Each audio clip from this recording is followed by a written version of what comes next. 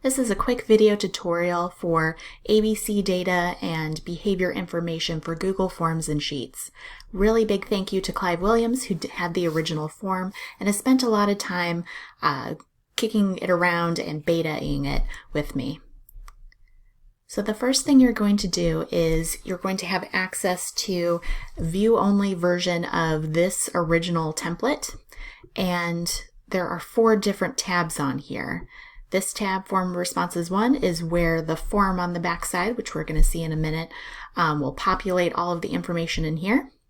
There's a Paste Entries Here tab, an Incidence Calculator where all the magic happens, and finally the instructions. And I'm going to embed this video that you're watching now into this instruction tab, and you will have access to any updated instructions in this tab as well. So the first thing you're going to do is make a copy based off of this template. So step 1, right here, you're going to make a copy, and that's going to create a copy in your Google Drive. So now you have an identical copy of this form in your own Google Drive with those 4 tabs that I just covered. The first thing we're going to do is change the name so I don't get this mixed up with any other student that I might be working with. So for the top where it says change name, we're going to change this to Wanda. The next thing I'm going to do is take a look at that form that's going to populate in this tab, Form Responses. So I go up here to Form, Edit Form, and you can tell I am in the edit mode of forms, not the side that I want people to fill out the form, but the side that I get to see that changes the questions, things like that. So just like we did before, we're going to change the name.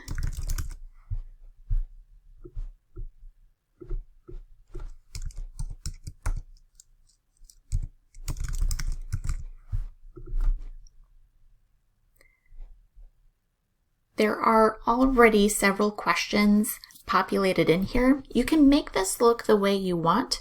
However, I would strongly recommend not deleting the ones that are already here.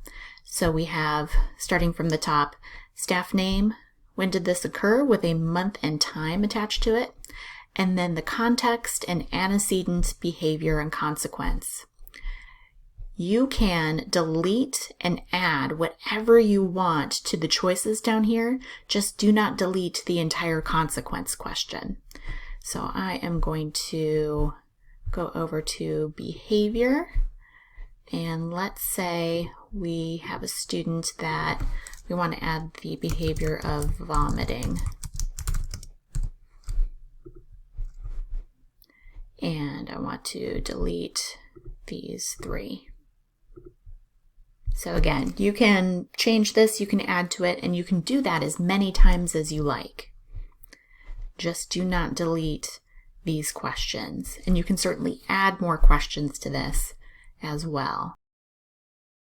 When I am ready to send this form out into the world, there's actually instructions in the instruction tab down here below, a short 2-minute video showing you how to share it to other people, and especially if this is a form that's going to be used over and over again, there's instructions on how your staff members can save it to a school iPad or their phone or something like that so they can get to that form quickly. So we've changed the name and we've edited the form the way that we want to. The next thing we need to do is to tell the incidence calculator what we want to calculate. What are the options from those multiple choice? The reason we had to do it this way is that Google doesn't understand, for example, if the antecedents were a request for the students to follow directions and also told no by an adult, and I need to catalog several things that happened at once. Sheets does not have a very good way of dividing all those things out. So it would consider request for directions and told no by adult as one option, when really I want to divide those out and look at those individually, even though they may have occurred very close together as one antecedent.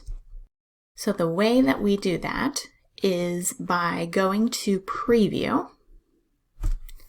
And this is the view that your participants are going to be filling out. This is the view that will populate that spreadsheet. But I want to grab the options by copying and pasting. So my context, I'm going to copy this, and I'm going to paste. A quick way of doing it, there's a couple ways you could do this. I'm going to paste special and paste the values only. And so it divides it out for me exactly. You cannot get sloppy in here. If you decide to do this by hand and homework starts with a capital H and you put a lowercase h, it will not work. I'm going to do this again, just showing you another way to copy and paste. If I just paste here, you'll notice all of that became black in the background. So I just highlight that entire row by clicking on C. Go up here to the paint bucket and click reset. Either way, paste special or paste it and then change the background and reset it.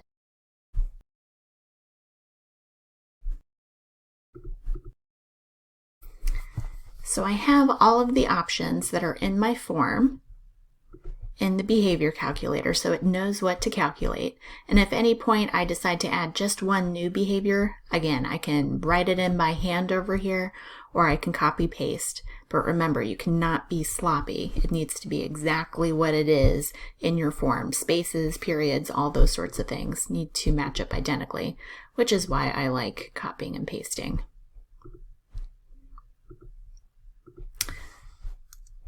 Now I'm going to show you how to start calculating. I've added some entries into Wanda's behavior form that populated in that first tab, Form Responses 1. So now I want to take a look at these options. Like I said before, if I had created a chart based off of trying to look at antecedents, it would grab all of these options and put them together, and that's not what I want to do. I want to look at this a little more granularly.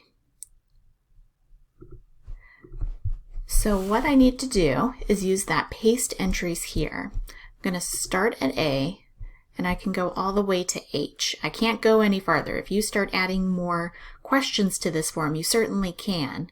But the way this one is set up, I need to go from A to H. I'm going to copy and paste entries here. So I'm going to start over here and paste. I added, at the request of Clive, some calculators that will calculate what day of the week this happened and if it was AM or PM. Certainly this tells you AM or PM. Perhaps this is a little easier to look at, and what day of the week automatically to give you a little bit more information as you start looking at that behavior.